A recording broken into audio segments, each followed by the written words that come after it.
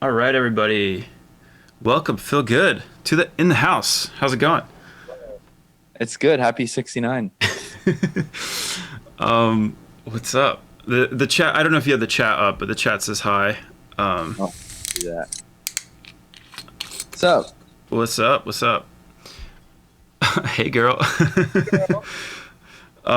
Thanks so much for being here, man. you're welcome. Like I said, you ruined my Labor Day. By the way, we tried to match our lighting, so it'd be Yeah. So it's appropriate. cute. Yeah, on brand. Is that Philips Hue? It is. It's my hue. Yeah, yeah, yeah. It took Hold me on. it took me a little bit too long to get that one. So yeah. Welcome to the stream. Welcome to the podcast. That I'll probably change the name at some point, but for now I get to continue to shit on Spotify. So here we are. Yeah. So I guess just to kind of get into it, a lot of my audience tends to be like up and coming musicians, and I always find it really fascinating to dig into the sort of like the very first moments, your first interaction with music, like what led you to that. So can you like kind of walk us through like your first like interaction with music? Like do you remember, or like was it something that was always present? Um, there's one thing I can think of that I don't remember, but is on VHS, and it's of me in my underwear at 1 year old, and my dad was playing a Prince song out loud, and I think it was like Dirty Nicky, so it was about like bondage and spanking and stuff. And I was holding onto the side of the table, bouncing up and down. And fast forward to when I was like, I don't know, 14, and I had an acoustic guitar, and I was that kid that brought it to high school with my other Oh my friend, and god, yeah. just carried it around all day, and then we would play at lunch together, like hiding in the, outside somewhere. And then fast forward another year or two, and then I was in a metal band, and it was all about that and screaming and breakdowns. I And didn't know that. This seems to be a theme. I've so you're the fourth guest, and I think pretty much everybody has been in like some form of like an intense, like metal or at least hardcore or punk rock kind of band. yeah, I wouldn't say metal, I guess. I feel like the metal kids at my high school would punch me for calling it metal because it was definitely like screamo, hardcore, Yeah, yeah, like Hot Topic. yeah. Uh, yeah, and then during that time, so I think that's when I really started falling in love with music because it was me and like five of my best friends, and my friends like furnished, garage, and we would turn off all the lights, and we had saved up and bought a couple like LED lights that respond to sound, so it was just like epileptic central. and then, and then we would just play for hours and hours, and so that's like my first like, oh shit, I want to do this forever in the Yeah. metal.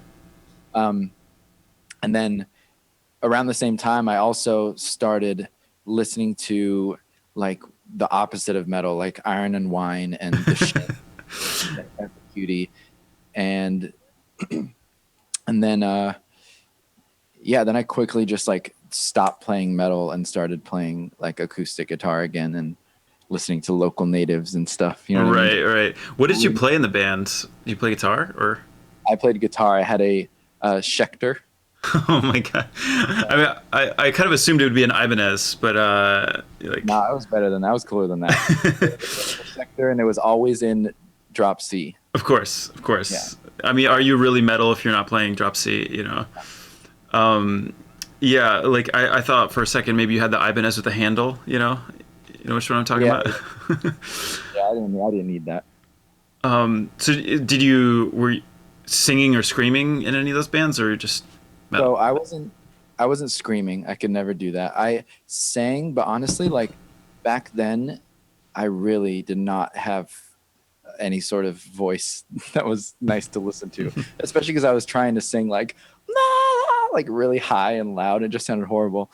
It wasn't until I started touring, playing guitar for a friend in like his acoustic like pop thing, that I started doing background vocals. And then after like a year of touring, I started like going into the stairwells of hotels at like 3 a.m. with my guitar and just like singing to myself, and then I Yeah, started writing, and I was like, oh wait, I don't have to sing like a Warped Tour band.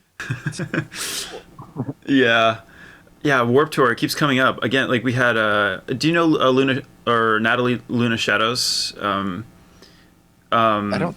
No, but she has like kind of a lot of stories about Warp Tour, but it's interesting. That's sort of a theme in a lot of people that make music that is completely different from that at some point.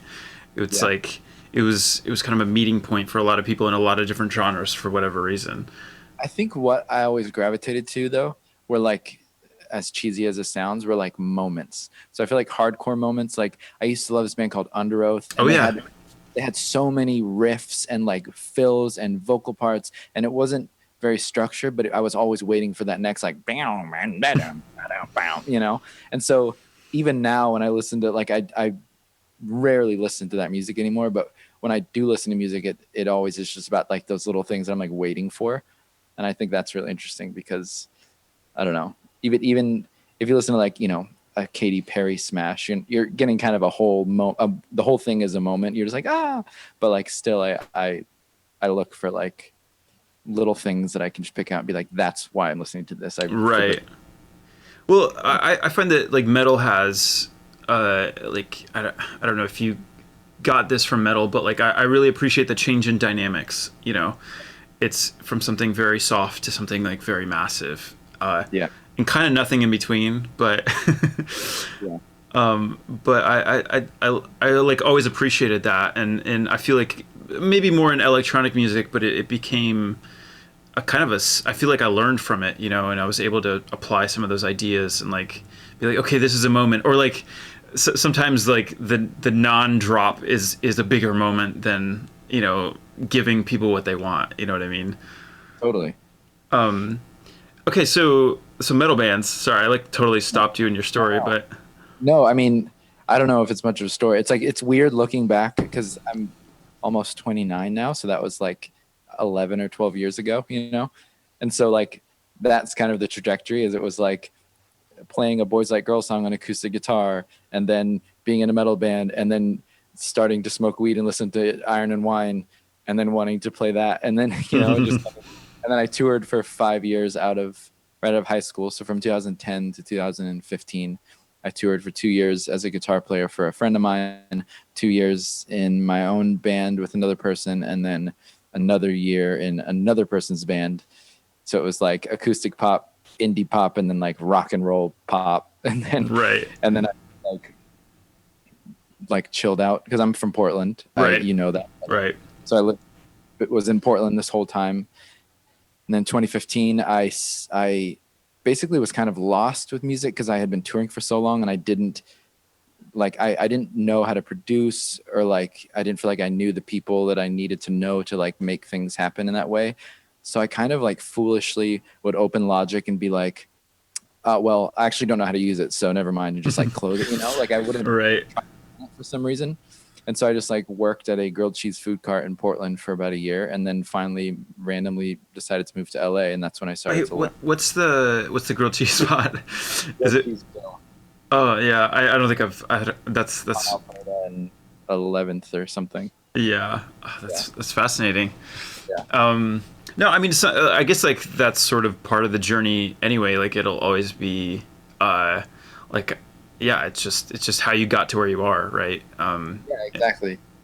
So so interesting. So you like I get that because like recording can be such a daunting thing to really learn. And you just like like even Ableton, if you open up Ableton for the first time, you're like, what is this? Like this is like this bizarre, weird grid thing. And even if you come from like other recording programs, it's like this is like chaos. It doesn't make any sense.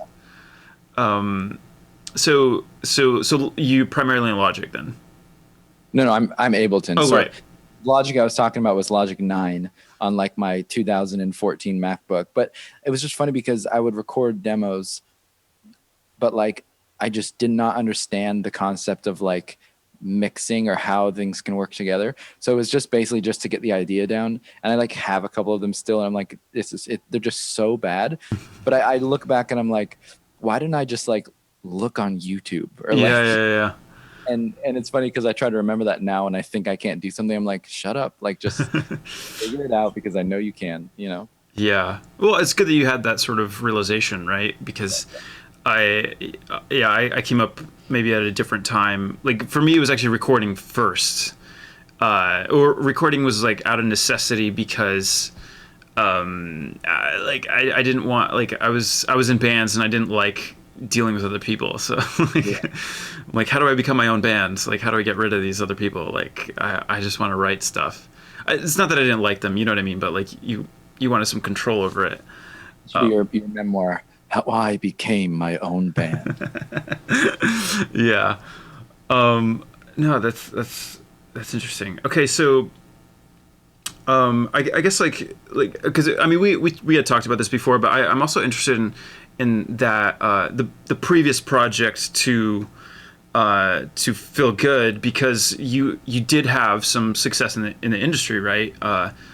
Like this isn't your first time around, right? You know, with Feel Good is not your first successful project, I guess. Yeah.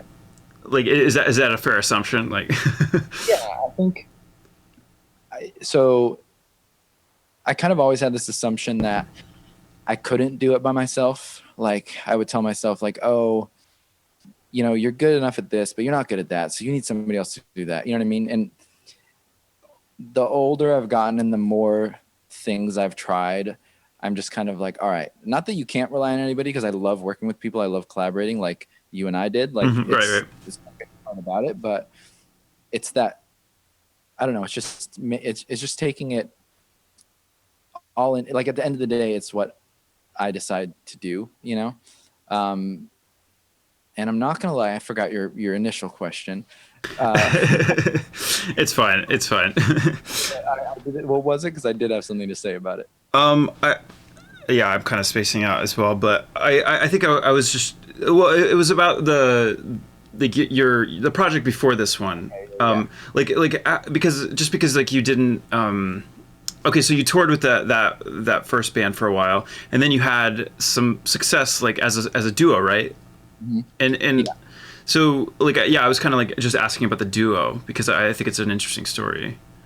Yeah. So that, I was in a band with somebody who at the time we were dating and we started making music. And then we, Would you recommend that? I would say no. Are married to and love this person and have known them for years. But yeah, so we met and started making music and started dating like all at the same time. And then the friend that I had toured with in the previous band, he was a producer, so he produced this album for us, and we just started releasing stuff on our own. And then his manager, you know, heard about it through him and started managing us. So it was interesting because we started in Portland, and I feel like in Portland, like there's so many bands, Yeah. so many bands, and it's kind of like a reputation or like a respect thing. Like, oh, that band has played every single venue 70 times. You know what I mean? So there'll be like 200 people there. And I remember feeling like none of those bands liked us because we kind of instantly had a manager in LA from that was already doing stuff in LA, you know? Right. And we would play a show at like the Doug Fir and it was like sold out. And I remember like friends in other bands are like, what? Like, yeah, okay. Like, Yeah. okay. It's like, oh, you didn't put in the work, you know, Exactly. like No, we did, but a little smarter. What? well, you didn't ascribe to this old model that you need to build a hometown fan base and then build out from there and then tour until you're dead, basically. Well, the thing is it wasn't even that old. Like at the time, it was like 2012 or 13. It's like we were coming off of the cusp of like that was how it was done. It's Mm-hmm. like, oh, that's the band. That I'm friends with him, dude. The Chicago band, you know. Like, yeah. So we ended up. What did we do? We signed to indie label called Side One Dummy, which is funny because they're like a punk label, and we were like straight up twee indie pop. Yeah, yeah. I've heard it. It's not what I would expect from a punk We label. have like Flogging Molly and Gogol Bordello and Pup and all these cool bands.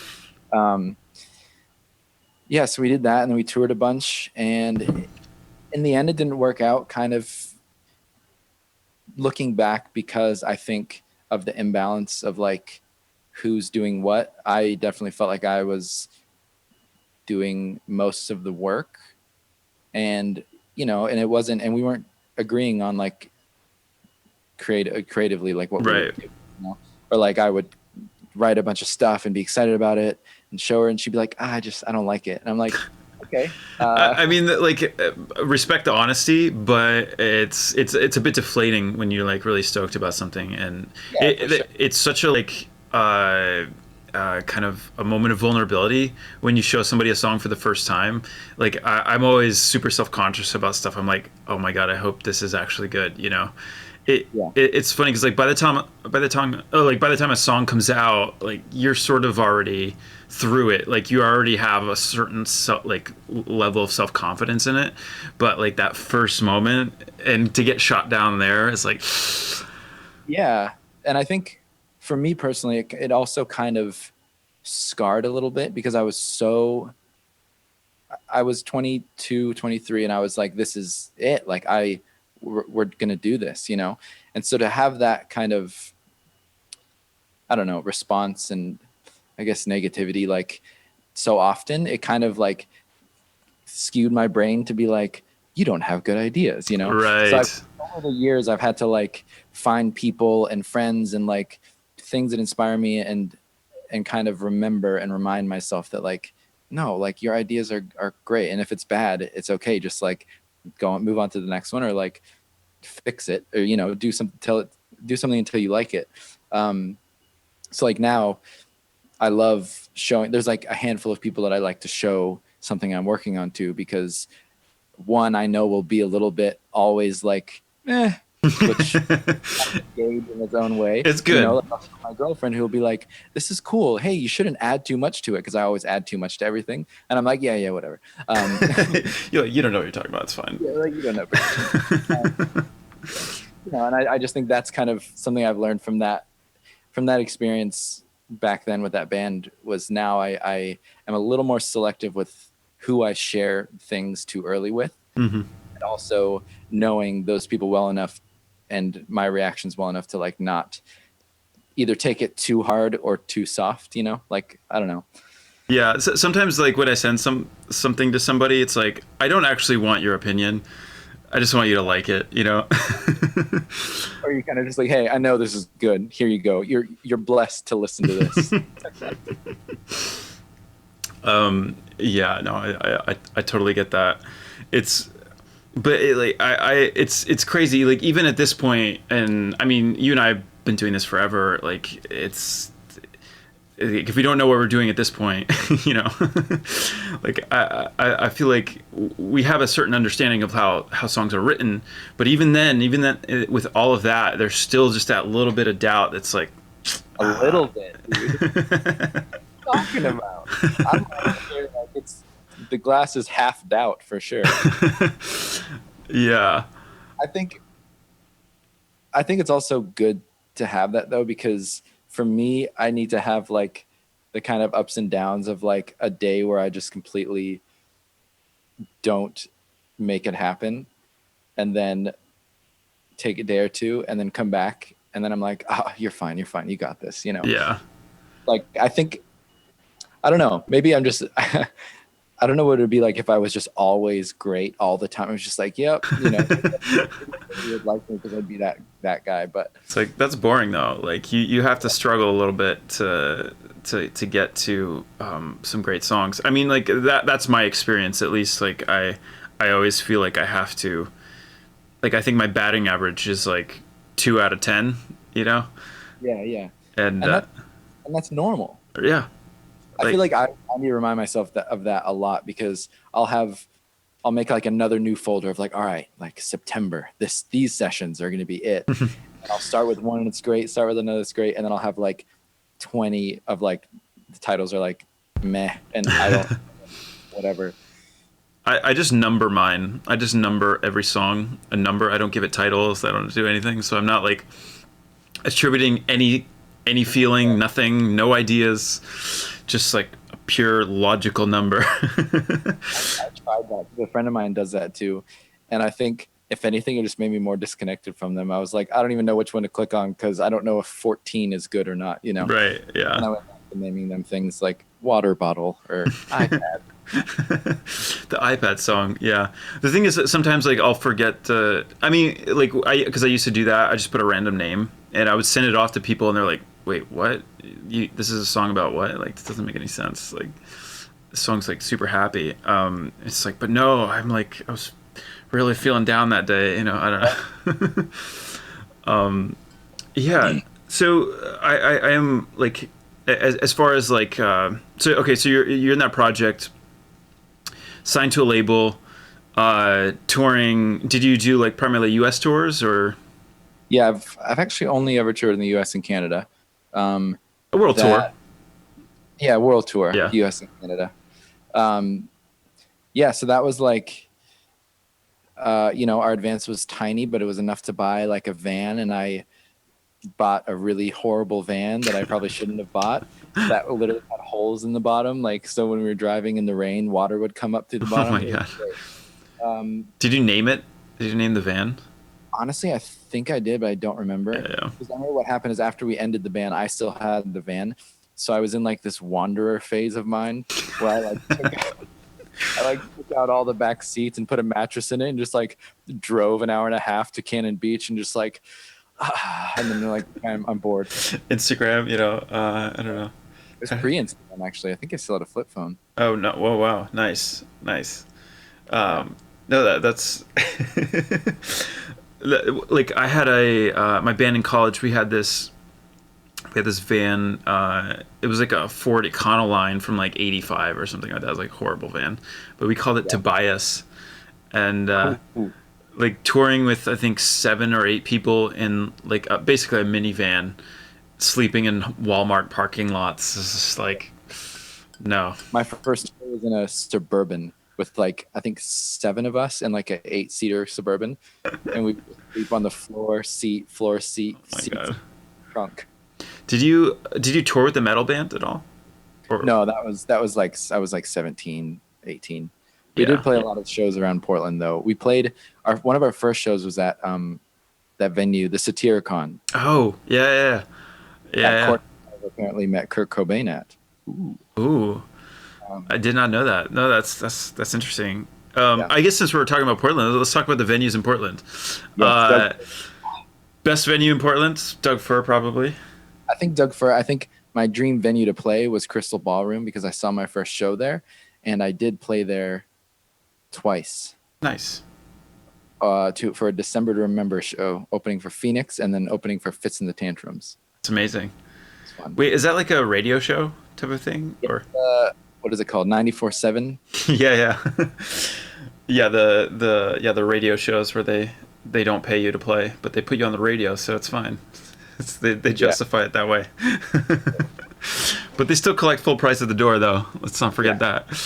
Oh, by the way, it's funny because I have my stream info set to Fall Guys, so let me change that to like music. My PlayStation is at my feet. Like I can Fall Guys at any moment.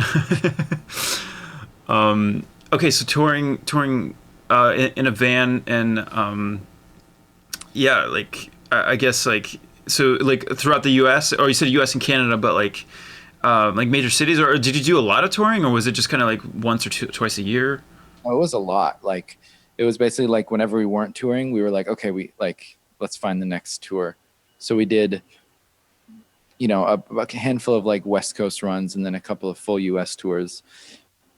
We opened for this band Boy and Bear from Australia and Sir Sly. Oh yeah. When they had started out. I was on the same label as Sir Sly for a second. Oh, wow. Yeah. I wonder if it was around the same time. It was like 2013, 2014. Yep. Yeah. That's funny. Well, small world. and so we toured. And honestly, like I love touring so much. And especially like I just did my first tour as Phil Good in November. And it was like, and I hadn't toured for 4 years or 3 years before that. So it was like life changing because it finally kind of brought life to everything I've been working on. And I was so excited. And then everything got shut down. And now I honestly would go back and tour in like a Suburban and sleep in Walmarts and shower in their sinks. Like I would now if I could. Yeah, yeah, yeah. Yeah, no, it certainly is a lifestyle. I can't say that it's my favorite thing that I've done. Maybe I've just gotten a little too spoiled over the years or something. Because for me it was kind of interesting because like I did that kind of touring, and then I got into DJing, and then DJing is like a whole nother like I feel like that's exhausting. That's like airports every day, which I, yeah, it's a lot of flying. yeah. It's a lot of yeah, flying internationally and like just airports really, and being sick all the time and not like getting enough sleep ever, and yeah, it's just not it's not fun. But like when I went back and did like the band thing, like that was like I had so much fun. Like I had the best time doing that. It was like just cool to be like traveling with like a group of people or something, versus like traveling alone or with like one friend. Yeah. Um, I think also like again, as cheesy as this sounds, like it literally like brought life to what I was doing. Because before for 3 4 years in LA, I was just kind of like putting out a song and then like, oh cool, I think people like it, and then like, oh god, I need to do another one, and like doing this. I think also because I toured so much in the past, like I was just so inspired. I had so much more energy. I was just like, I love talking to people and mhm. like walking places and drinking beer in places. You know what I mean? Like, I think maybe it'll go away once touring's back and I have like three in a row. And I'm like, oh my god. But Yeah, no, I mean, I do get it. Like even now, I'm sort of like I'm a two tour per year kind of person. Like I'm good. I'm good with that. It's a lot of I put all my effort into those, and then that's it. And but even now, I'm like kind of itching to get back out there a little bit more. we were about to go on tour. So was I. Right? Yeah. Yeah. So your tour got canceled or postponed, right? Like, Yeah, I was supposed to tour in May with a buddy of mine named Shalou. yeah. And uh, Shout he, out. yeah, shout out Shalou. It was funny because I got the thing to post about the tour and the dates because I was only doing like half of it. And so I posted it, and then like five Oh minutes later, yeah. he texted me and he was like, "Hey, dude, we actually haven't announced it yet, and I forgot to tell you, but we're canceling that. So can you write that down?" And I was like, "Cool, yeah." Oh, cool. Thanks for letting me know. And I'm sure Um, nobody knows this either, but you were the last person I saw like for 3 or 4 months because we had our video shoot right. the day that everything shut down. So at the space, even the people working there were like, "Don't touch anybody," you know. Right. Yeah. That was insane. So yeah, I mean that was like I think it was the next day or 2 or 3 days after that like literally everything shut down, and I was just home, and I've sort of been home ever since. It's kind of crazy. Are you mostly hunkered down at this point, or Yeah, I mean, I'm in my little studio apartment here. Um, I see like a couple friends that we kind of only see each other. And then like next week, my friend that I work with a lot, who's a producer, I used to go to his house all the time. And so we talked, and we've been doing Zoom sessions for 5 months. And I was like, hey, if I get tested on like Friday and you get tested on Friday, can I just go from my house to your house all of next week and we can like actually make music in person? And he was like, yeah, I'm down. So I literally cannot wait for that because he has like a pool and a oh, piano. nice. I'm like in this little box. No, that's amazing. I've also been doing some Zoom sessions, and it's just weird. It's really tough. Like I don't know, the delay and like the back and forth is just kind of I don't know. I'm not too into it. Yeah. Lately it's been wait, is the guy who sang on the kids song? Yes, I did. That was so long ago. I sang on a kids song. That's funny. Um Shout it's called out. yeah, shout out kid. Uh, no, but like working with like two people specifically over Zoom, I can handle because like I know them so well. And like my friend Chris does Ableton. So we'll just meet each other. We have a shared Dropbox and be like, hey, put this in there, put this in there, you know? And then my friend Michelle, who I write a lot with, she, like, we just, again, know each other so well, it's easy. But with new people, like I met this other dude that I really vibed with, but we were trying to like not work on production, just like straight up write a song on guitar. But it's so funny having two people sitting here with a guitar, like, oh, no, go ahead. Oh, yeah. Okay, yeah. Just like trying. It's just awkward. Yeah, no, I totally get that. I've been doing a lot of sessions with like new people, and it's tough. I mean, like, you know, we get along. It's just like it's very different than like being in the same room. Yeah. Yeah.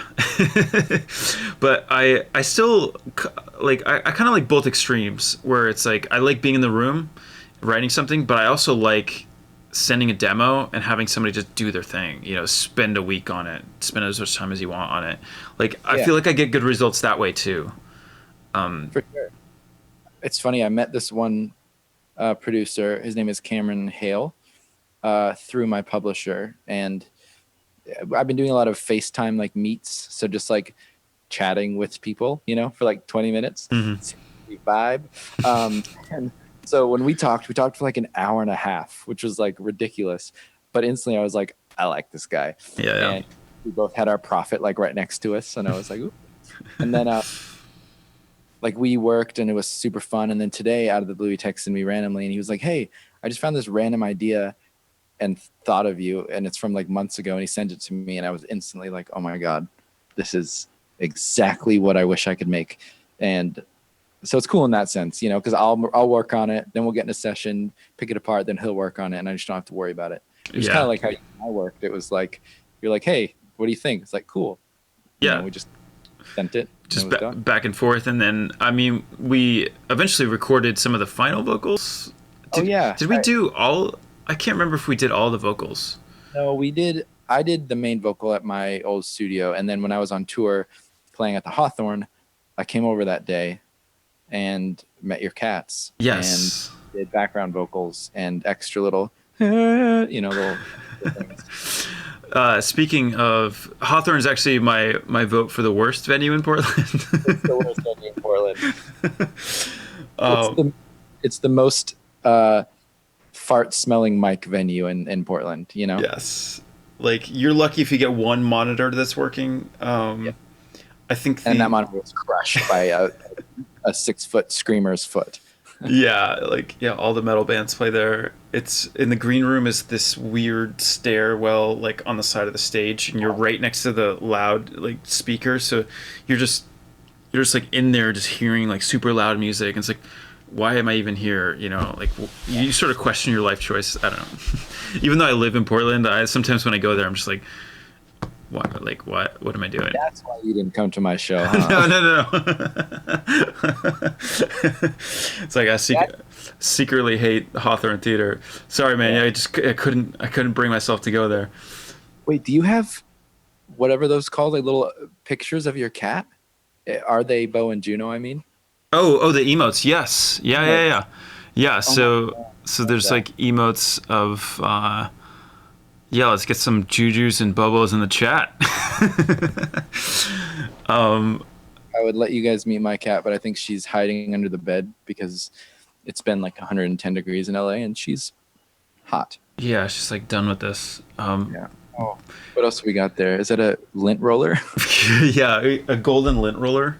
Yeah, and some roosters and the boy ball. Yeah. There you go.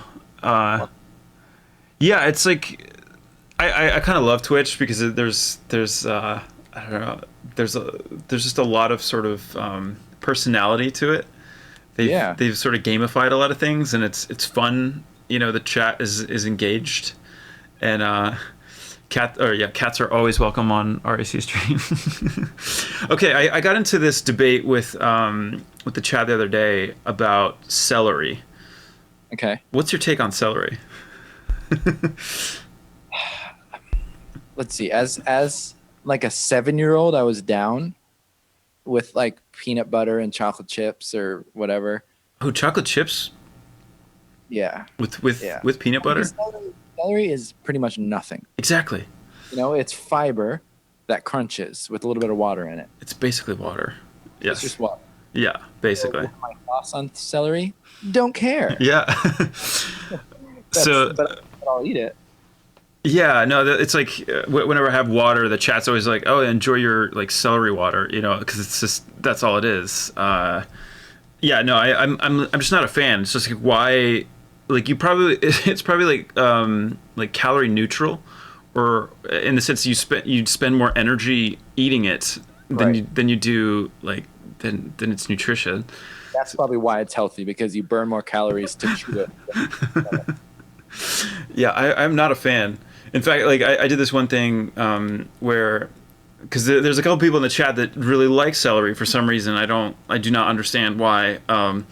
And I created a celery emote, but I put it in tier 3, which is like the highest rate subscribers. You really care about celery. So yeah, monetizing the hate. That's what I've been saying. Somebody said, "Go ahead and bash celery. Keep the prices low for the rest of us." Oh, plan. You're welcome. Yeah, but by the way, if you guys have any questions in the chat, you know, let us know. We'll jump in. By the way, we have like about like 4,000 people watching. No pressure. What's up, everybody? Yeah, I did turn the chat to subs only, so it's a little less spammy, if you know what I mean. The Twitch, Twitch chat gets a little spammy sometimes. iPhone.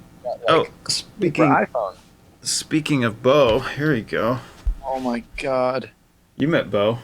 Yeah, was he the one that actually didn't mind me when you were surprised, and I felt Yeah. pretty good?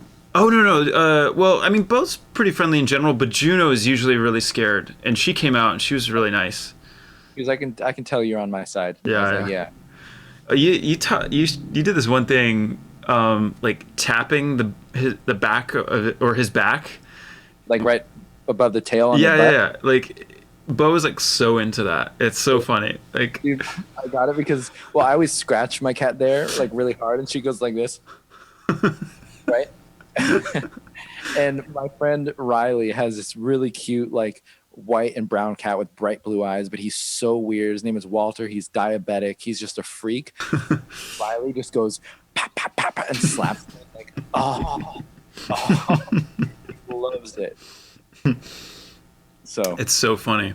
Like I ever since you came over, I started doing that to him, and he kind of like he gives me like these squinty eyes, and just like his tail's like wagging like crazy, like he's mad, but he's like purring. So it's like a lot of mixed signals. I feel like he even doesn't really understand what's happening. Like he's like, I think for the first time he's feeling something. yeah, Bo has a lot of feelings.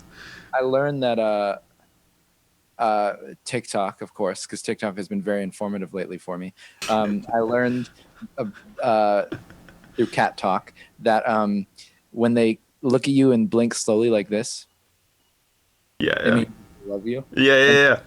Whenever my cat's across the room, I'll talk to her in our really super secret cat baby voice that I have, and she'll just go, yes. Yeah, I mean they act all tough, but really they're you know, they need you. They need you for sure. This one is this painting behind me. Yeah, that's never made. I met him at Complex Con like 2 years ago, and I really loved it, and so I bought this one. That's cool that you know who that is. That's cool. That's awesome. Can you you want to show us your shirt too, because it's amazing. That haircut is just incredible. That's what I'm going for. I also love that I just found the shirt and I loved it. I didn't know what a Bichon Frise was, and then somebody told me, they're like, you know, that dog is like 4 pounds, right? Which I think is even funnier that it's like giant on the shirt. Yeah, if it ever gets wet, whatever, it just shrinks down to this little tiny thing. Yeah. Yeah. So okay, so back to I guess Stuck on You. So yeah, I guess you came over and we worked on that song.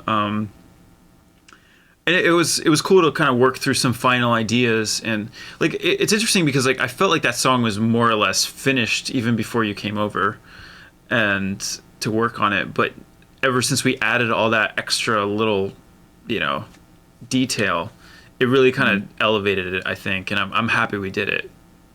Yeah, for sure. I think also it's kind of like I don't know, because we did work remotely and it like happened over kind of I don't know, maybe a month or two, maybe. It was nice to like hang out because we had met once before that, I think, over breakfast when I was visiting. Yes. And then it was nice to like see your magical dream of a studio and then record extra vocals. Do Yeah. that sprinkle on it, you know? Yeah. It's like I've had to it's interesting because my studio's basically had to turn into like a video studio as well with lights, and like I have to like think about it in a different way now because I'm like streaming so much and cameras set up and like cable routing and like all that. Anyway, it's like it's changed, I guess. I'm sitting down more now. I have a chair. I'm doing less of standing, which is kind of probably not good for quarantine because I'm not really getting out that much. Oh, you're telling me. I stand up and I'm like, oh, Oh no. That 29-year-old back, you know. yeah. Yeah, okay, so I guess like other venues in Portland. You mentioned Crystal Ballroom. How about Wonder Ballroom? Did you ever play there? I did. Fun story about Wonder Ballroom is I played a show there in like 2011. And so right when I graduated high school, I was supposed to start at Portland State University, and I had my dorm room picked out and everything all ready to go. And then my friend asked me if I would tour with him into the winter because I went on a tour with him that summer. And being 18 and just a massive rebel always, I was like, yeah, I'm on a tour. Broke my mom's heart. Of course. And she was really upset. Started touring, and I think it was that next year, so sometime in 2011, we opened for this guy, Never Shout Never, Yeah. the Wonder Ballroom. And my mom came and my dad came. They're not together, so they came separately. And they both are very like, I don't know what you're doing, son. Like, what do you think you're doing? And my mom, after seeing that show, realized that it was real, that it wasn't like, you know, that like, oh, he could actually do this, and this is actually a job that people do. And so after that show, she called me the next day and she was like, hey, I'm really proud of you. I sold some of grandma's, like her grandma's, like, you know, like rambunctious jewelry that my mom didn't need, you know, like one of them. And she was like, and I want to buy you a guitar and an amp because you said you don't have one and you've been borrowing the other guys on the tours. And so, so yeah, that was the Wonder That's amazing. That's so nice. My mom being like, actually like, oh, I'm proud of you. And you're not going to college, you know? I mean, like, I get it. Like, I understand it because it's like, you know, especially for maybe that generation, you go to college and you get a job and that's what you do.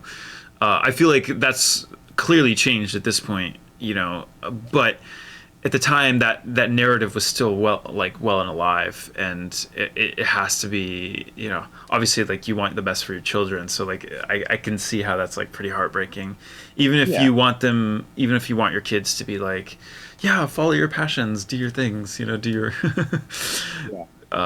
follow the arts, you know. It's a tricky thing. I think my parents were a little bit concerned as well, but I went to school for music, so that was sort of my meet them in the middle kind of a thing, where it's like, okay, I'll go to school, but like I'm going to school for music, you know. Yeah. Or music business, which is kind of a joke, but yeah. So no, I mean that's really cool. So what guitar did you get? What amp? I got one of those Gretsch, like semi-hollow, the Nice. red one, you know, with the little orange thing on it. Yeah, that's awesome. And then a Vox AC-15. Nice. I got one. Yeah, I love that. Oh yeah. I love that amp. I thought you had an AC-30, no? No, it's an AC-15. I thought I mean, they look pretty similar, right? But yeah, I actually don't record with it too much here in the house because it's so loud. But I record a lot with this AC4, it's like the more boxy, smaller version. It's kind of fun. Yeah, I got that, and then let's fast forward. My dumbass sold the Gretsch guitar to buy a different guitar. My mom was so sad. But I was like, Mom, that's how it works. Like, you sell gear to buy new gear. And she was like, but I bought that It for was you. meaningful, yeah. Now I definitely feel like I shouldn't have done that. But, you know, Yeah. live and Yeah. learn. Somebody Yeah. was saying, oh, that's such a great story. And now they're like, you suck. Yeah, ungrateful asshole. Yeah, I don't even semi-hollow for what I'm doing. Yeah. Um, I think my first guitar was like a really cheap.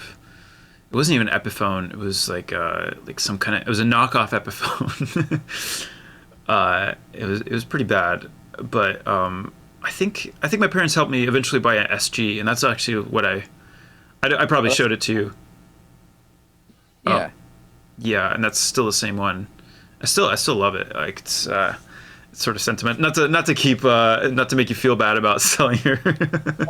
I mean, it's so long ago. There's literally nothing I can do. It's probably been sold like 4 times since. Right, right. Is that the same guitar you recorded most of the album with? Yeah.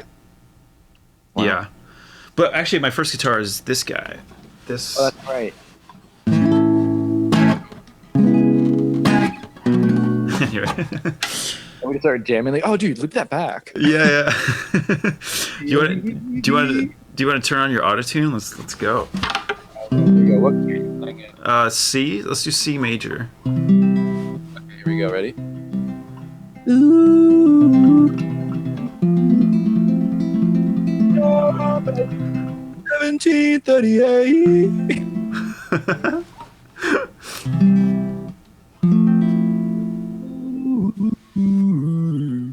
That was a first. Nice. That's a freebie for you guys. It's a instant banger. Yes. Check it out on Spotify next week. That's how we made Stuck on You, honestly. Yes. Auto tune, Zoom, and It's that easy. Instant hit. 5 minutes. Here we go. So like, Stuck on You was actually interesting because it's one of the few songs on Boy, at least for me, like from my perspective, that it started from something that you wrote. And usually I like to write something and then somebody else writes on top of it. But this was I forget who sent me the demo, maybe your manager or something, somebody like, I don't know.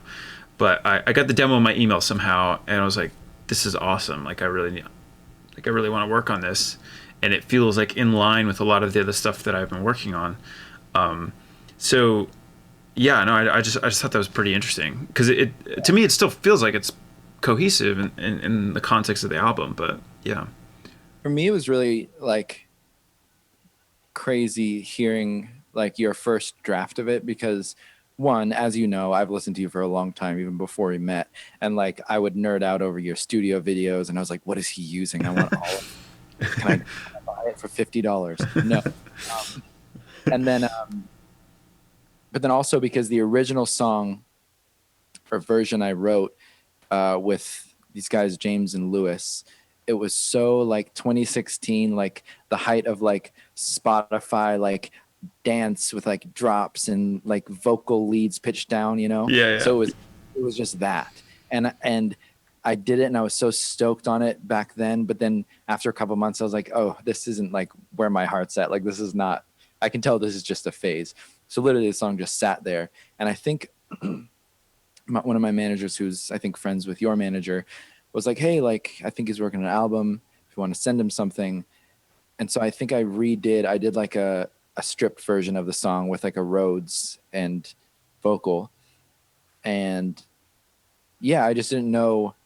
I still always heard it as the original like pop version. You know? Right. What I sent back was so mind-blowingly different that it brought it a whole nother meaning in life, which I thought was really cool. Because that doesn't really happen when you're working on everything yourself a lot. You know, it's just kind of like, oh, it's still the same, you know? Right. Like you don't really want to redo it in a different way. Like it's not, like you sort of hear it in that specific thing and then that's it. You just kind of move on. Yeah, or even like or even it feels like you can't make it different. Like for me, I have a hard time like identifying what is and is not working about it, and then trying to change those things, because then I feel like I'm just making it a little bit worse. I'm just further down like, this isn't it. So it was so nice to have you, who I already like love your taste, take it and turn it into something that I would like definitely stop and listen to if I heard it on a playlist or something. Yeah, yeah. Which was just so cool, because I was like, "Ooh, I'm a fan of this song, and that's my voice." Fun. Yeah, no, it was really fun. I mean, it stuck out to me immediately. That doesn't happen very often. So I sort of just trusted my gut, and thankfully the song was available, to work on. So it was yeah, like I kind of just did my thing with it. I think maybe coming from a background of remixes really helped me sort of basically what I do is I just turn off everything except the vocal, and I just like improvise underneath, and that's kind of what came out. And yeah, I don't know, like the song had this sort of darkness to it, that I but still like pretty poppy, and I kind of, yeah, I don't know, I was like, it just jumped out at me, and it kind of made sense. It sounded like a lot of the other stuff that I was doing for the album. It's just like, okay, sick, this will work. It's interesting because like I didn't like, as I'm writing this stuff, I'm not really thinking about like singles and like all that stuff, but it ended up being basically the main single off the album and the best performing song on it. So go team. Go team. Yeah, which is pretty awesome. So clearly it resonated with other people as well. So it's cool that, what's something that you were maybe going to throw away or like not stoked about, through, had an impact on me, and then I did something with it, and then we put it out, and then it kind of turned into something else, which I think is pretty cool. Yeah. I also think like that song for me personally and creatively is a reminder to like, because when I wrote that song, I remember going into the session that day, because I already had worked with these guys and I got along with them really well. And I was like, hey guys, like I want to write something that is not real to me right now. And I want to write something that will give you a feeling. And like, I really want it to be dark and like borderline, like too dark, And I'd been listening to a lot of Modest Mouse because that's one of my favorite bands. And I think I remember the verse just coming out, and it was like, oh, this is kind of dark, but like still is like it's like sarcastic enough. Like, I'm obviously not going to drive this car off of a cliff, you guys, Right. But for me, like I write so personally, or I'm like, it has to be like how I'm feeling about something in my life, that for me to have not done that with this song and to have it work out so well to now where I listen to it, it feels like I am meaning what I'm singing. You know what I mean? Like, Right. not that I've never been hung up on somebody before, but like, I'm like, oh man, damn, he must have been going through it. But when I think about it, I'm like, oh no, he was just writing about a feeling that, could Right. exist.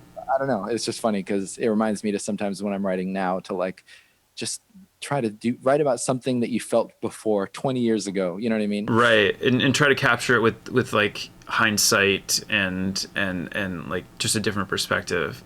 Yeah. I mean, I think that's really interesting. Yeah, I like one of the things that comes up a lot on these like podcasts, whatever, is like inspiration and like where you get these ideas from. So like, I guess you kind of answered it in a way, but it sounds like you do write a lot from personal experience, but not exclusively. Like, is that accurate, or like how like today like how do you write? Like what's your approach? I feel like I'm in a weird like place with that right now, because I'm trying to learn new things and unlearn old habits and try new things. So like the other day I was working with this guy that I had just met, or I guess our first session together over Zoom. And I guess he does more like on the rock side or alternative side of stuff. Like he did a lot of Fits in the Tantrums, new music that's coming out. And we just really got along. And I told him, I was like, hey, like let's just write whatever we feel like today, because I don't want to think about it too much. Like I don't want to like be like, how am I feeling lately? Because because I do have another song that I'm finishing up, literally called "How Do I Feel," and it's just like a laundry list of how I've been feeling the last 4 or 5 months. So I think sometimes I do write very literally, and then sometimes I also just love music that isn't like that all the time, you know. So I've been trying to push myself to be like, okay, what word did I think of when I played this in that melody? Let's just write about that. I don't know what Elephant Man means, but like, let's like, Yeah, no, it's really interesting. Like for me, because I don't write lyrics and I'm not singing. Like music, I mean, there is a lot of feeling and intentionality behind it. Whether that comes through exactly or not, that's a whole nother story. But I like, there's a lot to music that I think people just attribute to lyrics, and I think there's tremendous depth to music in general, you know. And I feel like lyrics can be a great way to sort of either counteract that, you know, to like as a juxtaposition, or like enhance it and reinforce it. And you know, a song that may sound really longing and, you know, break up E can be enhanced by those kind of lyrics. Or you can make something, like I like to do this a lot, where like take a really happy sounding instrumental but pair it with like really dark lyrics. You know, it's just it kind of like mixes it up, and it's like somewhere in the middle. And I don't know, I find it fascinating. I talk about this a lot. Like I feel like music is like another language, you know. Yeah. I think I've also just kind of been like, being an artist, and like you have to really, or I've learned that you have to really like own what you're saying, even if it's not exactly how you're feeling, you know. Like for instance, like, weird example, like The Weeknd, he says some crazy shit. You know what I mean? But like he seems like a pretty genuinely nice person, you know. But like for me, I'm trying to kind of assess all of that, and figure out like, what else am I comfortable with singing about, like Stuck on You, where it's like, I don't sit here and stare at my phone right now, like I'm with somebody and I'm happy and I'm, you know what I mean, like, Right. but like, you know, to like, where are my boundaries as far as what I'm down to sing about, whether it's heartbreak or falling in love or dancing or, you know, or booty, you know, like, so that's been interesting lately too, is for me being like, okay, I I don't have enough going on in my mental and emotional life to write something about that every single time. So I need to start like branching out, and I really want to write a love song to my cat, but disguise it as a love song. Yes. My girlfriend doesn't get mad that it's like sweeter than any real love song I would write, because I love my cat. Yeah. I think the chat would definitely approve of that. I love my cat's belly. Oh no! So this is I can maybe play it after, but I have a side project. I don't know if I told you about this. It's called Shit Sandwich. I have this side project. Okay, I'll tell the story real quick. Basically, like I was with some friends. I was over at a friend's house, and they have a cat named Cat Stevens, which is a great name, and the cat was just like, it was like a bunch of people hanging out. The cat was like upside down, it had its belly out, and I was like going to the kitchen to grab another beer or something like that, and I just turned to the cat in front of everybody. He's like, I'm gonna be back for that belly, and a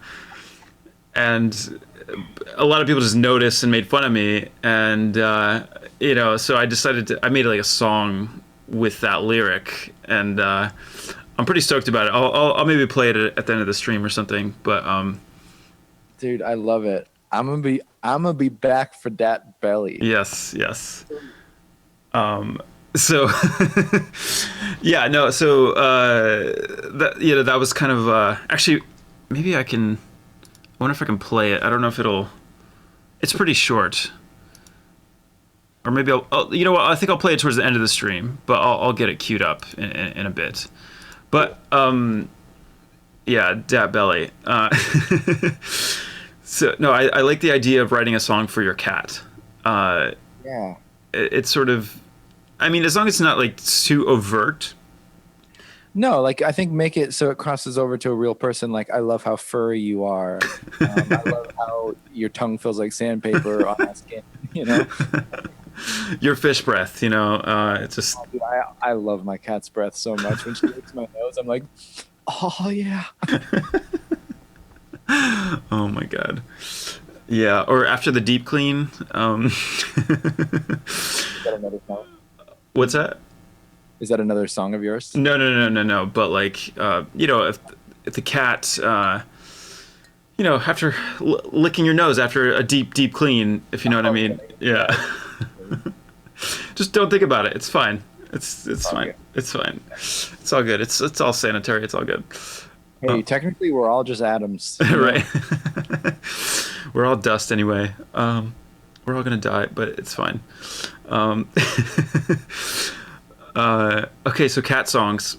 But I mean, that's kind of like Christian music, right? Like, it's like love songs to Jesus are kind of like indistinguishable from actual love songs. Like, if you didn't say Jesus in the name, like, you probably, you know what I mean? But would you tell your lover that you feel that they are high and mighty? Like, you can. I don't know. I mean, like, mountains, but I mean, I'm not judging. Like, I don't know. Like, everybody has their thing, I guess. But I mean, like, if you ever listen to some Christian music, I mean, there's some lyrics in there that are pretty, like, if you probably couldn't tell, right? How deep do you want to go in this? Because let's go. Okay, so my friend Riley with the cat that he slaps in a good way, he pointed out how there's this song by Stephen Curtis Chapman. It was a huge song called "I'm Diving In, I'm Going Deep, Get On My." And so the other day I was at his house eating some dinner, and he was like, "Listen to these lyrics and tell me this is not the most sexual song you've ever heard." And he went through the whole thing, and near the end, there's even like a climax part where like he goes, "Wah!" like insane. And I'm convinced now that what you're saying is true. That it's just like he was, he wrote a song about his wife, and it was like, wait, it's Jesus. Yeah, it's Jesus. It's a song about Jesus. No, I totally believe that. Like, because not to be super cynical, but is that industry is like, okay, you think the music industry is bad? Try the Christian music industry. It's like, yikes. Yeah. It's predatory out there. Yeah, it's pretty intense. So like, it doesn't surprise me that there's people that do it. I'm not gonna say for the money. Maybe. I think, yeah, I guess for the money. I guess they are doing it for the money, where it's like they don't really have any of those beliefs, Doing it for the glory. Come right, on. right. But they know that they can sell it, and it's funny because I long story condensed really, really, really short. My stepdad is Palestinian and he raised me Muslim, and my dad is like Puerto Rican and raised me Christian. And so it was most of the time at my mom and my stepdad's house, weekends and Wednesday night youth groups at my dad's house. You know what I mean? And so when I moved in with my dad when I was a freshman in high school, because, there was like rules at one house and not at the other. And at my dad's, I could play music and listen to music and play video games and blah, blah. But my dad at the time wouldn't let me listen to anything not Christian unless he liked it. Yeah. It would be like John Mayer, Steely Dan, Little Prince, and then like not Little Prince, a little bit of Prince. Yeah. And then like Christian bands. So what I discovered was that there was a whole section of Christian music that was heavy and angry and loud. And that's where I got Under Oath and like Burns Red and all of these like insanely like screamy bands that were Christian. And I mean, I won't even quote, I guess they were. Yeah. And I remember I did my stepmom was like, yeah, if you vacuum the car and I'll take you to Christian Supply, the store, and Beaverton that, we can get you that new Under Oath CD you wanted. So I did that. It's so funny that they would sell that there. That's crazy to me. Like, and I was blasting it in my room, and then my stepmom called my dad while he was at work, and she was like, "I think he's listening to something not correct. I think he somehow snuck it." And it's like, it's not a Christian band, because it was like, "Wake up!" My dad took the CD away for like a week, and I was angry because I was like 15 and I was angry at everything. Right. No, that's so funny. Oh my god. Do you remember what's the band called? Zao or Zao or something? It was Zao was a Christian band too. There was a Blindside. It was another heavy Christian metal band. It was technically Christian. They were at the Christian store. Right. Yeah. POD was like, they probably was the biggest like mainstream crossover new metal band, right? Yeah. It's such a good song. They're crazy. Also, I love August Burns Red, T. Jackson. They're so good. I still listen to them. Is Mariana's Trench as well? I don't know. Oh, that's a different one. But yeah, you should check it out. It's really good. I'll text it. Yeah. I'm feeling a little angsty. You can listen to it. Yeah, but I like the one thing I did like about the sort of heavy Christian scene or whatever is that it really was sort of a scene that was birthed out of that like Christian Midwestern angst, you know what I mean? So like the church like youth group metal shows were actually pretty rad, like that's actually one of the coolest things that kind of come out of that, versus like I feel like a lot of typical Christian music is just trying to sound like, it's like we're the Christian version of whatever Coldplay, Yeah. Wait, let's play a game called What Would Be Amazing Christian Versions Of. I feel like Bruno Mars 24 Karat Magic, but the Christian version would be pretty fun. Oh my god. Yeah, no, you could like I bet that exists, like, 24,000 crosses in the air. What was that? This was like a South Park episode. It was like Faith Plus One. I don't know if you remember. Yeah. Where they would literally be like on the ocean or like on the like at the beach on the rocks, like everybody like singing. Yeah. It's such a classic Christian music move. Christian Eilish. I'm sure they exist. Girls go to heaven. I mean, there was a like I remember like there was like a new metal. Like I'm trying to like Project 86 was a Christian new metal band. PAX 217 was another one. Oh my God. What's the other one? Oh my God. 1,000 Foot Crutch. Oh, actually, I don't think I knew that they were like part of that. Yeah.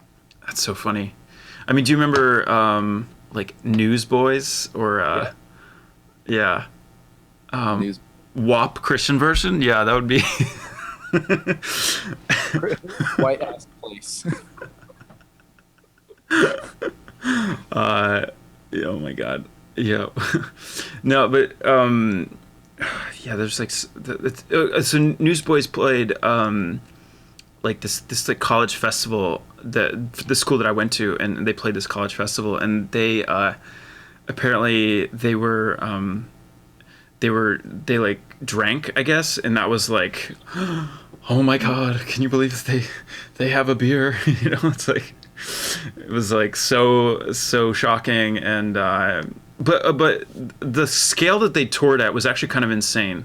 So they would do these like, this is like a small Midwestern event basically, and they showed up with like I think 3 or 4 semi trucks. And they actually had space for 5 motorcycles for each one of the band members, so they could drive around their motorcycles like in the town that they're in, whatever.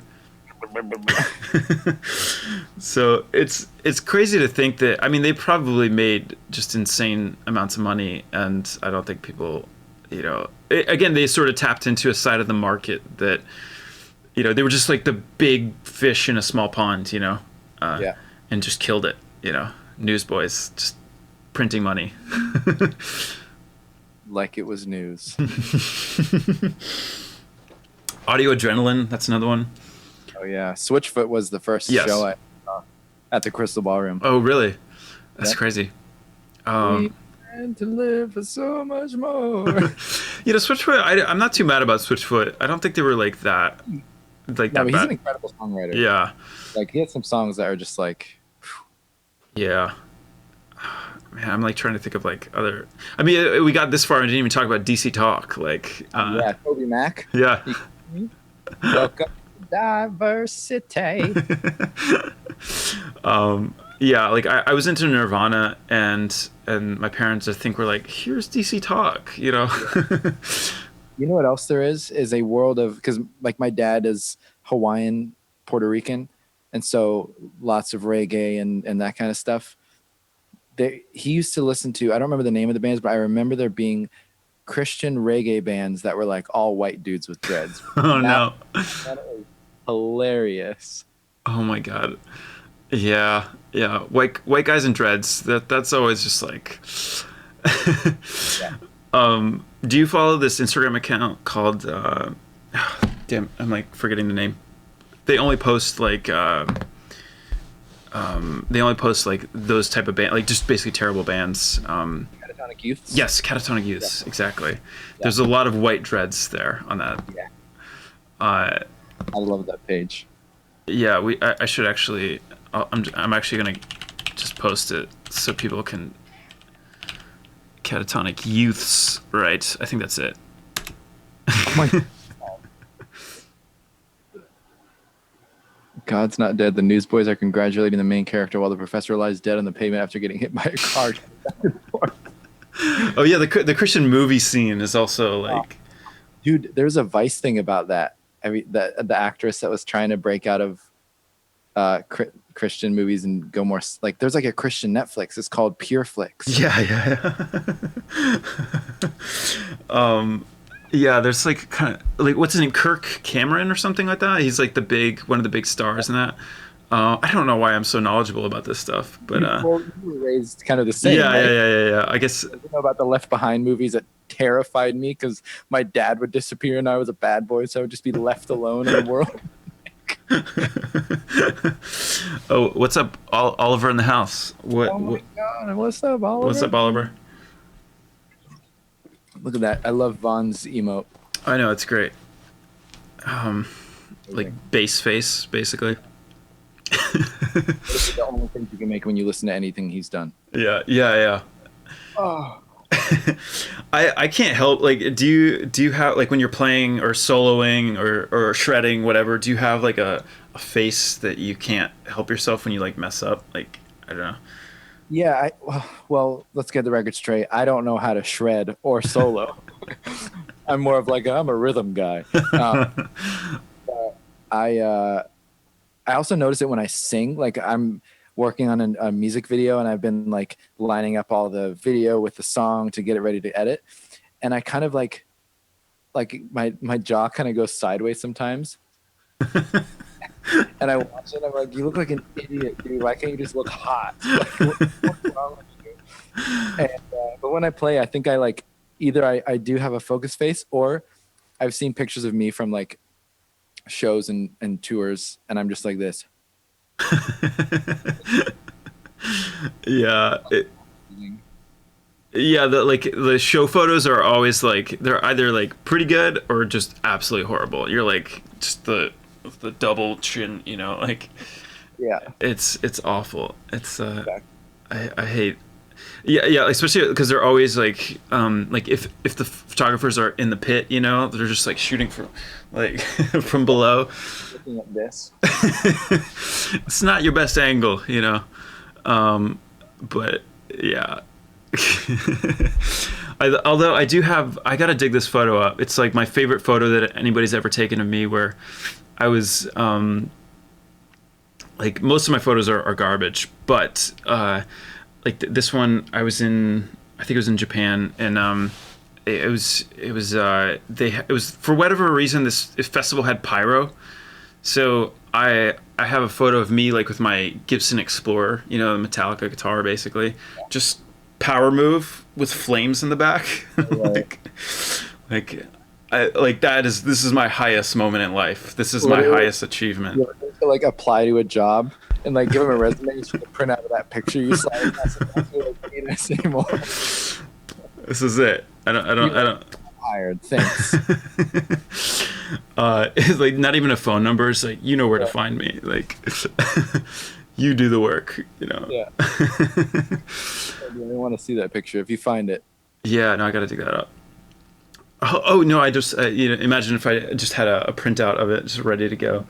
Like, It's like blown up on the wall. it would be kind of weird to put a photo of myself on the wall, you know?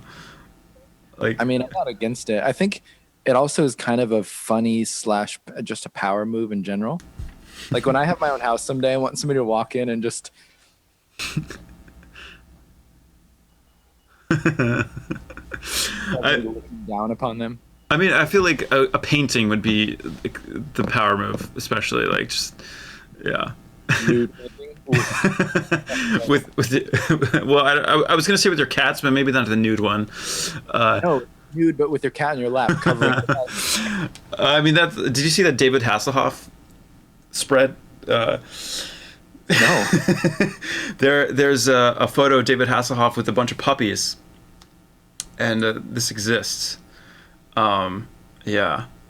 But by the way, this is kind of not really related, but I'm doing an interview for Playboy on Thursday. No way. And I'm just like, this is the weirdest thing. Like I was like, so they hit me up, and I'm like, sure, why not? Like I don't know, like when else are you gonna get that opportunity? It's so weird and random. I honestly love what they're doing. Yeah. Because my girlfriend used to live with a bunch of other people, and they had this. One of them styled somebody for the magazine, and in that issue there was an interview with Tori Moi, and it was so good. It was like such a good interview. The photos were amazing. Just the whole magazine was so cool. Yeah. Like that's so cool that you're doing that. Yeah, no, I'm like kind of stoked about it, but it's kind of funny because like I think they obviously like it's a bit of a taboo subject, you know, whatever, but they actually have like a pretty rich history of like hiring like really talented writers, and they've had like kind of like a lot of important writers from the 60s and 70s like wrote for Playboy, which is kind of fascinating because you know, to a lot of people it's sort of lowbrow, but so anyway, like so I'm doing that. That should be interesting. Awesome. I mean, I'll put in a good word. I'll say it. Don't forget to say like, oh yeah, this song with Phil Good. Yeah, check it out. Stuck on You. It's like, could you recommend a song? Stuck on You. Yeah. Stuck on You, and you can remember that because these pages might just be stuck together. Oh no. Okay, so segue out of that. I don't know. Music, huh? Yeah. So music. I guess like I guess like changing this. I did no preparation for this, by the way. Like I got like did barely anything. Well, actually, one thing we can get into is like, you know, we kind of talked about your band before that. There was the punk rock label and all that. By the way, what's the name of the project so people can check it out on Spotify? That one was called Dresses. Oh, cool. So, yeah, I remember you telling me that. So yeah, they can Google that if they want. But okay, so present day, you know, you're now signed to a major label, like in the big leagues. You get that. Yeah, playing with the big boys. So I guess like, can you walk us through kind of how that came about, or was it something you wanted? Was it something you kind of fell in your lap? Like, how can you sort of walk us through that? Well, it was interesting. I wasn't looking for it. It kind of happened the same way when I signed a publishing deal as well.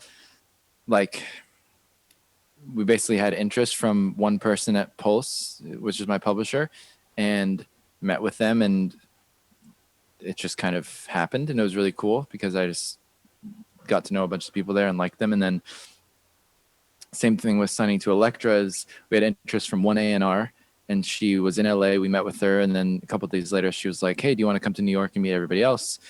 Which was the first time I'd ever flown into New York. I'd always driven into New York and trailer in New York, but like this, you know, it was cool.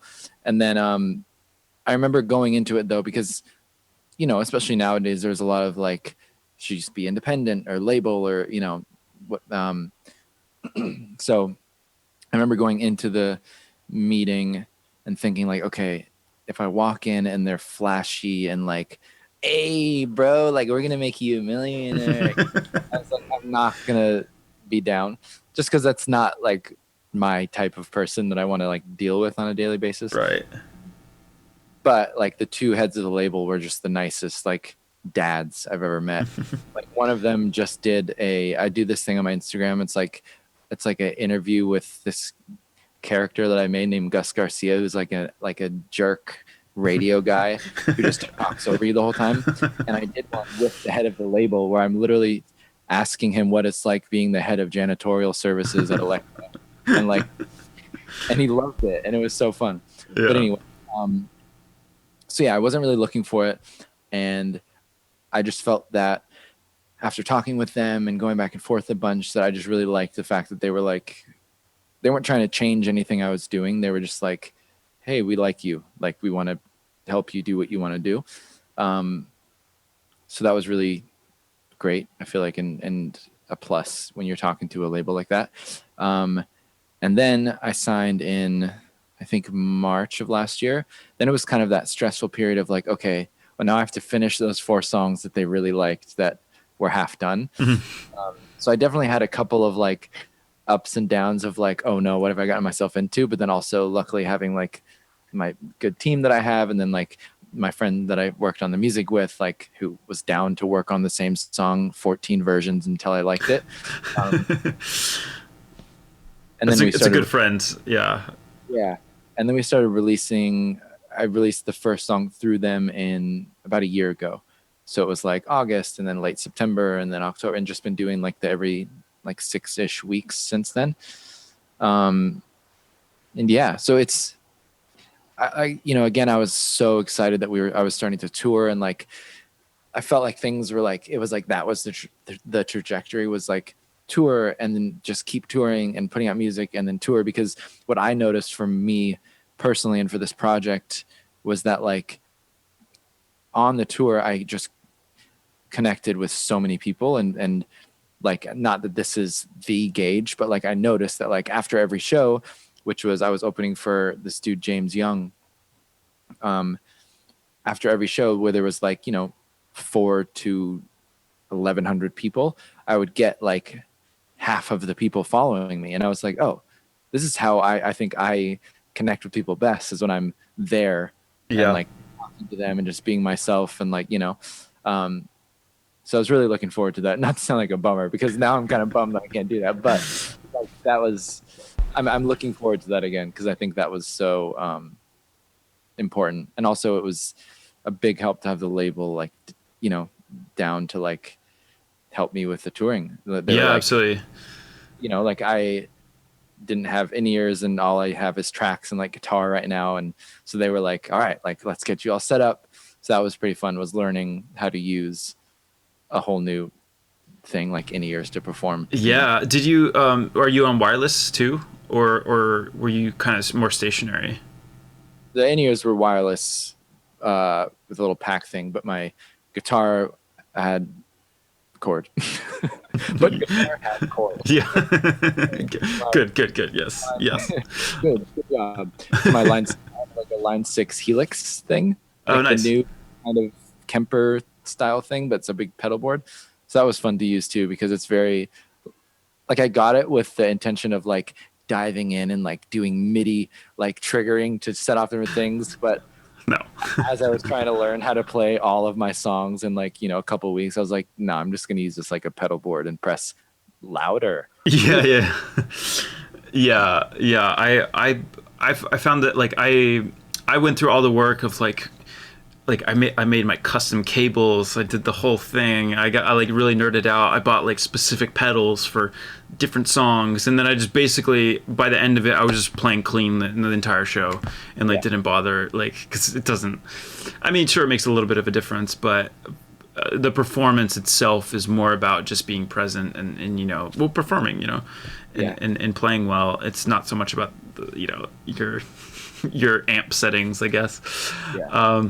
No, okay, that's cool. So I'm just kind of like trying to picture it. So like, do you have like a laptop with like your in-ear setup, and you can kind of move around with your guitar. Is that kind of how?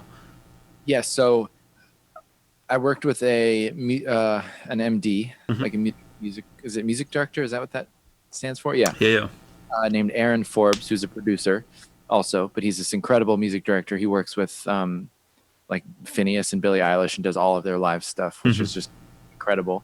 Um, and he basically, I was like, hey, like, I want to build something that works for just me because I'm going out just myself on this tour. I want to play guitar half the time and just sing half the time.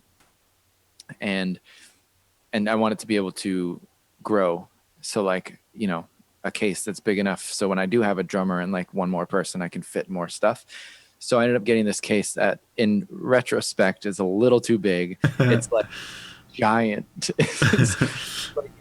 I can't explain it, but it's way too big. Like a Like Pelican or like a ATA case.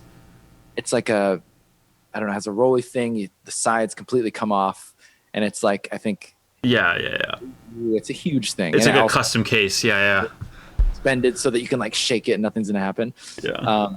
But when I flew with it, it cost me $400 one way. Yep. I'm playing acoustic guitar from now on. I don't care. I'm Yeah. a boy now. Um, Yeah, welcome to touring. so so yeah, it's that. It's I have oh my God, I haven't opened it in so long. I basically just do one computer, in ears, tracks that I mix down to like I think 4 stems, and then yeah, I have a wireless mic, which is fun because I've never had that for the last 10 years. So it's kind of fun to be able to just kind of like do Yeah. whatever. So that's something else is I in the past only performed with guitar, like always, like no matter what, I had this comfort. I know it is a comfortable thing, right? Like it's weird to not have it. I mean, I'm not singing, but like for example, like DJing, I just don't. What do I do with my hands? Like Let's go. it seems even doing it on stream, it's awkward. Like you imagine on stage, like it's just not in my personality to be like that. But put a guitar on me, and I'll run around and act like an idiot. Jump on the speakers and like. It's a weird like superpower. Like I love having a guitar on. But it was kind of fun for me because like in my music videos, it's just been a theme that I've been dancing a lot in them, and I'm by no means like a dancer, but I find it really fun. So it's been fun to like incorporate that, or just like just be more comfortable moving, holding. It's funny because as I held this, I saw emote of the lint roller. Do you like throw the mic to the other hand? Do you do tricks like that? Like Oh, that's a little too U2 for me. yeah. behind the back, like Yeah. So I just kind of do like this is my move, just like a snap, like a the bounce. snap. Yeah. Yeah.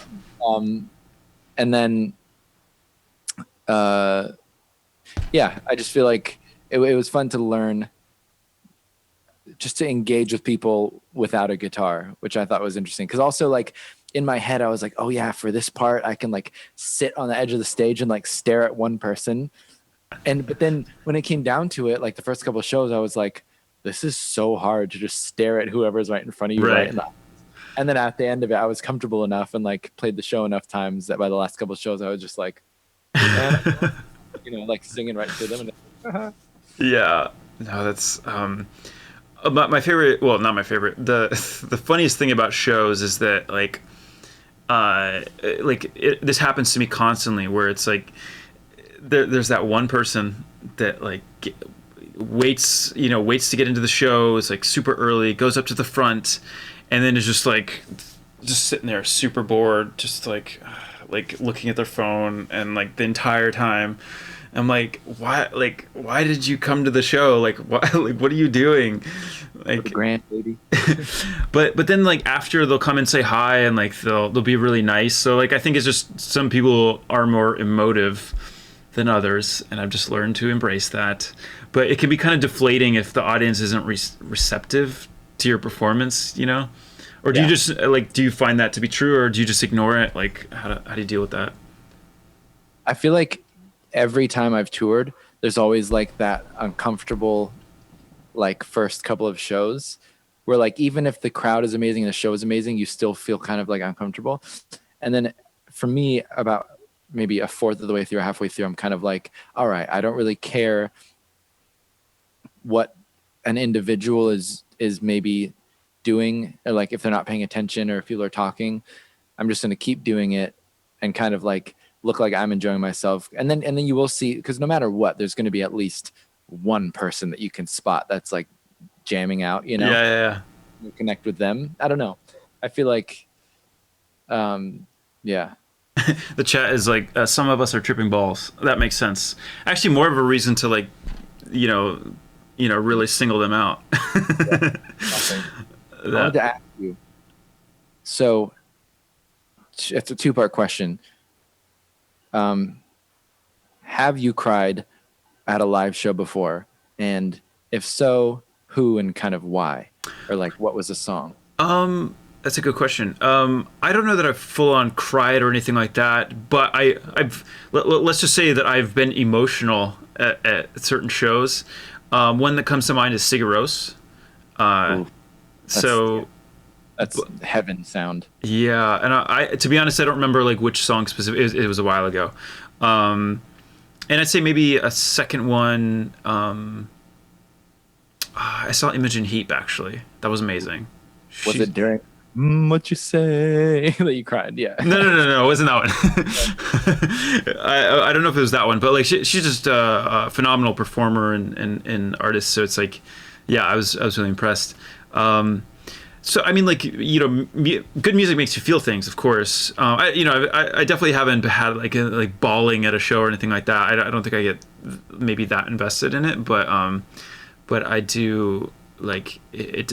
I definitely feel things, you know, whether that's euphoria or like, you know, some kind of sense of something. But I mean, that's a great question. So I obviously have to ask it back to you. Yeah, I think. I don't know. It's interesting because I think it's also just how, like, for me, I like, if I rewatch The Office again right now for like, you know, the seventh time, because I'm like, I will cry at like a third of the ends of the episodes. You know what I mean? And not by cry, I don't mean like, but I mean just mean like, oh God, and like, you know, like Yeah. water, you know. So maybe I am just more of a, like, I am triggered that way when I feel that way, you know, and like it does get watery. But one I can remember, there's three I can remember right now. In 2013, I saw Local Natives, and they had just come out with their, or maybe it was 14, with their second album, I think called Hummingbird. And I really loved the band, and I learned that one of the singer's moms passed away during the recording of that album, and so he wrote the song Hummingbird about her. Mm-hmm. And of course, then the song took on a whole new meaning. I'll just do it on my iPod or whatever. But then live, when he sang it, because this was right after the album came out, like it was all fresh. It was like within the last year that his mom passed away. When he sang it, and he was like, there's like a very epic part, you know, and everything's like, and I remember just that. I think that one I did bawl. Like, Yeah. You know, so like, I don't know if it was the context that I knew the song in, or just, I think it was a mix of everything that I was just like, wow. I mean, that story is like pretty powerful, right? Like, yeah, like when you have that, I mean, even if you haven't experienced that necessarily in your life, like, you know, having, just, you know, sort of trying to relate to that person, you know, because I think that's what we do. We relate to the lyrics or the story behind it, and so you're sort of putting yourself in those shoes, and it can become like pretty intense. That's definitely it. And then second time was, I was at Outside Lands in 2018, and Bon Iver played, and I was like, Bonnie Bear. Bonnie Bear. And my friend and I got way up close. We were like, oh, we're gonna wait for this one. So we were up there for like an hour before he started. And I think there were just multiple times throughout, because I've just loved, like, I love the 22 Million album so much. Like, I just love how weird it sounded. It's very weird, but I love it. Yeah. So I think when they sang this song called like 44 or something. It's the one with like the trumpet vocoder.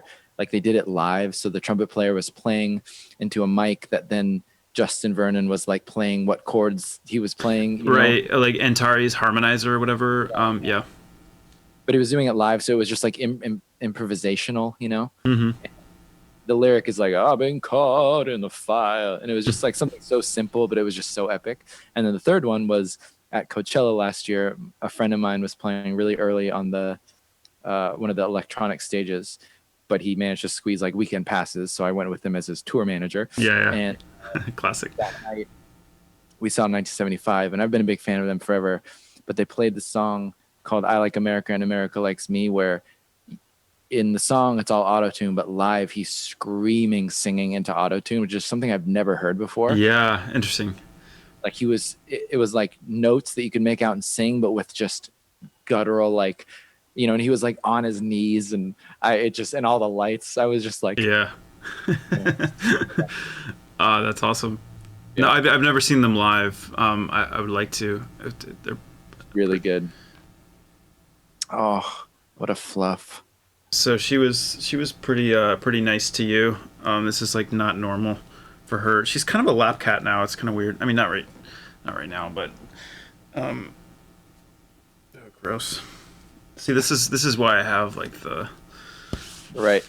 This is why I have the lint roller emoji, because I just accepted it. I just live in fur, you know. it's pretty gnarly. Like I have to, yeah, it's a vacuuming it like every day. Anyway, sorry, you were telling like a really heartfelt story, and here I am talking about lint rolling my cat fur. But yeah, so relatable, right? Yeah. But no, I mean, I that's cool. Like I sometimes I don't know if you ever experienced this, but like I like working in music. Sometimes I get a little bit jaded, you know, like I'm a little bit I don't know if cynical is the right word, but I it takes a lot to get me to feel something, you know. So like when it does, it's pretty powerful, but like up until then, it's tricky. It's sort of just like work, you know what I mean? Yeah, I think it's always with live stuff. It's always like music that I am just a fan of. You know what I mean? Like it's never like I definitely couldn't go to a show of a band that I didn't care about and not think of it in a work way. Because even when I was watching 1975, I was like, "Whoa, how did they get the LED Of course. to do this?" And you know what I mean? Like I'm thinking that stuff, but underneath it all, it's like I listened to the Notes on a Conditional Form album 1,000 times, you know, and like it all means so much to me. And then also like lately, something I've been thinking about is like I think there's a difference between just having like a hit and then having that song be massive at a show than like having everybody know every single song and like it all just it just feels like that for everybody there, you know? Mhm.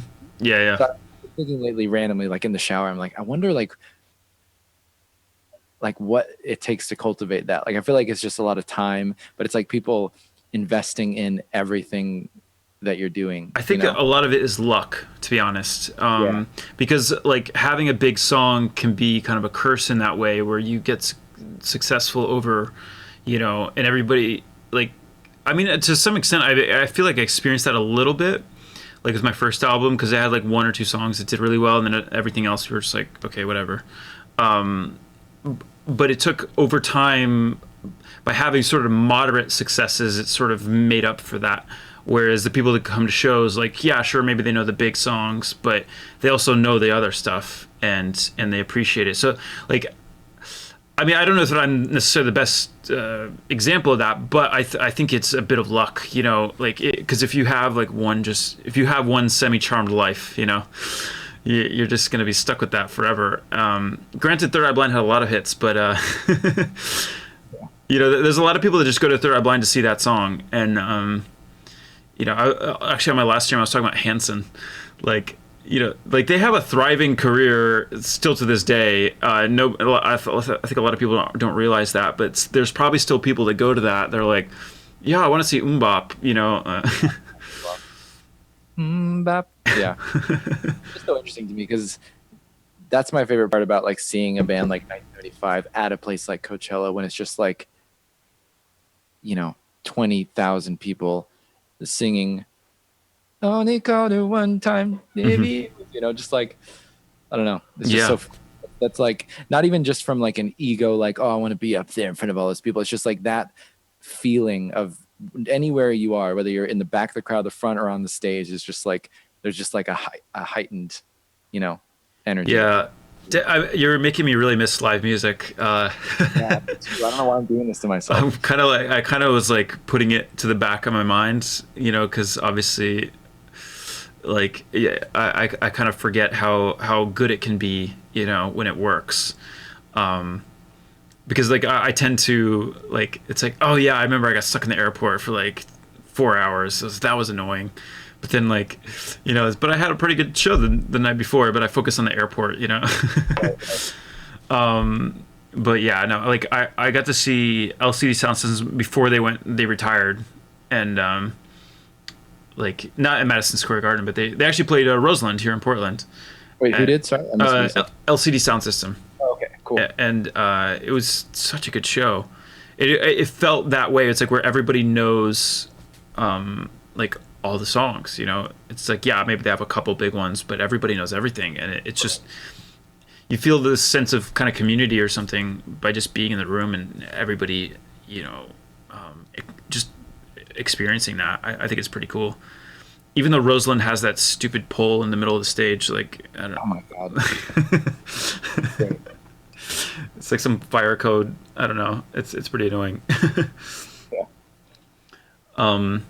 So okay, I guess like, what do you have coming up? So you've been, I assume you've been working on new stuff, or you just doing nothing. I don't know. No, I have been working on new stuff. I also have been playing a lot of video games. What are you playing? Just as a side note. I'm playing Warzone. Dude, PlayStation? Are you too? I remember we talked about this months ago. I don't know if you hopped on or not. Are you on PlayStation 4 or Yeah. PC? Okay, I have it for PC, but it's crossplay. That's crossplay. We can get in there. Make this happen. Tony Hawk, the new Tony Hawk 1 and 2 that just came out. A little bit of Fall Guys and Rocket League. That's been my... Dude, that's speaking my language. Yeah. I was actually, because I had it set to Fall Guys because I was playing Fall Guys on Friday. It's amazing. On the stream. So, well, I should say I was being carried on Fall Guys because we have this one guy in the chat. Actually, he's right there. Blinglog, like this dude. What does he say? he carried us for 3 games in a row. Like I think he won twice, or I don't know. It was like something crazy. Like, Amazing. Anyway, but but we should definitely play some Warzone. Oh yeah, what do I have? What am I doing? Okay, yes, I am. I just finished shooting a video for a new song that comes out next Friday. And editing it. Yeah, so I'm prepping the edit. I'm going to a friend's tomorrow for him to do most of the heavy lifting because I'm not that good, and it's all green screen stuff. So that comes out next Friday, and then I have the next song close to done, and we're doing something pretty cool. I haven't really announced it like officially yet, but I'm basically, I think on tomorrow, releasing like a little site that I want people to like basically send in voice memos of them talking about how they've been feeling lately. And then I'm going to use all of them as like chatter throughout the entire song. Oh, that's cool. That's awesome. So I'm excited about that. I'm excited to hear what people like send, I just love little snippets of people's brains. And then besides that, I've just been experimenting, just been working on new things and like trying to get a little grittier with it, trying to do a little more analog warmth, if you will. Oh, nice. Are you buying synths, or are you what are you doing? No, just in general, just like with the sound choices, like on my Prophet, just like turning the distortion up a little bit, Yeah, just giving it a little heat. I love distortion. It's like I mean, a lot of people use it. It's not like, clearly not the only person doing this, but yeah, there's like a lot of on the album that just came out, like I did use a lot of distortion just to, I feel like even on your vocal, just to kind of like give it a little bit of an edge, because it's a lot of clean sounds. But if you just give it a little bit of crunch or whatever, like it's just. Well, I feel like we were even talking about this at the shoot because we were talking about production a bunch, and I was asking you like, how do you compress? But like using distortion, not as you think of it as like distorted, like Right. You know, Yeah. literally just gives it like a little bit of fuzz, like a little bit of something more color that wasn't there before. That, Right. like, if you pay close enough attention to, you can like notice. You know, It's smooth. Like if you add it to the mid range, it's pretty nice. My favorite plugin for that is the Retro Color RC20. I think we talked about this maybe. But then like for compression, I really like what's it called? Wolf compressor and like the good Hertz stuff. Do you have any plugins that you've been into lately? I've been really into this one called Black Box. I don't know that one. Plugin Alliance, and it's basically it's like a coloring plugin based off of a hardware unit that I can't remember the name of, but it's basically just like pentode knob, triode knob, and like what else? I've been trying to use like the Slate mix rack thing that you So I've been trying to remember to put that on everything and put it through the, and I have started to, like, it takes a while for me to notice what things like that do. Like when it's so subtle, it's really hard for me to tell. So I have started to notice the difference. It is very subtle, but it's sort of like if you do it over a lot, it sort of just congeals everything. I mean, that's the best way I can describe it. Is just it's like leftover food, leftover Chinese food that the next day. Like it's just a little mashed together. You know what I mean? That's exactly what I was thinking. I just ate Chinese food today. That's the best analogy I could come up with, basically. But yeah, no, it's just like that. Things kind of mix together a little bit in a nice way. Yeah. And and then the tape one from them too. I've been trying to from Slate. That's about it, I think. Like I really go through a lot of effort to like mess up a sound. Like I want it to sound worse than, because everything that you record these days is so pristine and so good that I just want to mess it up. Like I want it to sound grittier. I want it to sound like kind of warped, maybe a little bit out of tune. I remember now a plugin that I've been using for just that. It's called Sketch Cassette. Have you heard of that one? No, but that sounds right up my alley. Love it.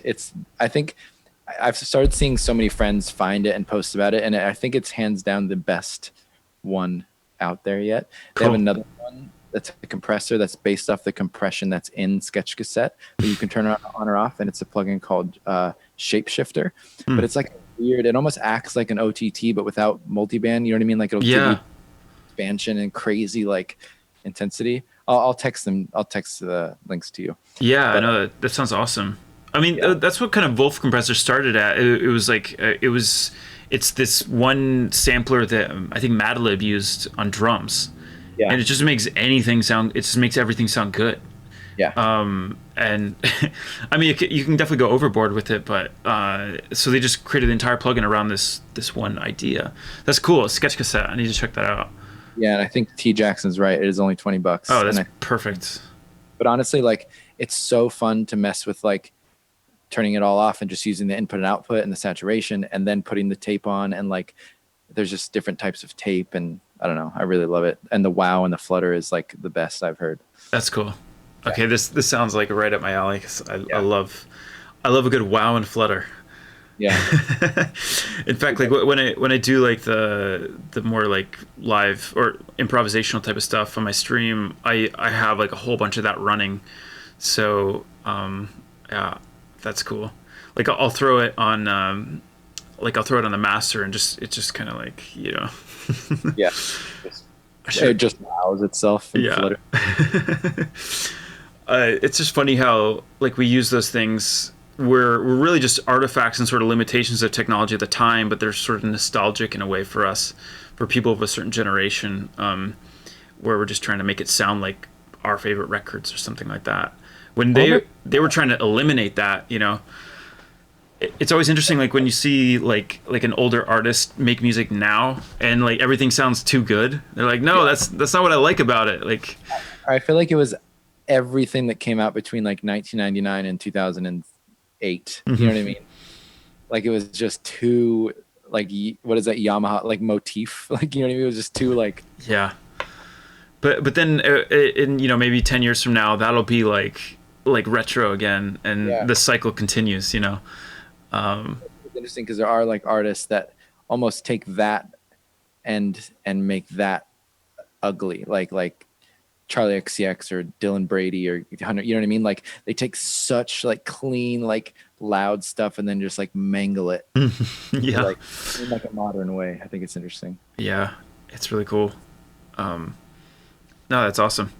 Well, I think we're almost at 2 hours. I think we did pretty good. I think we killed it.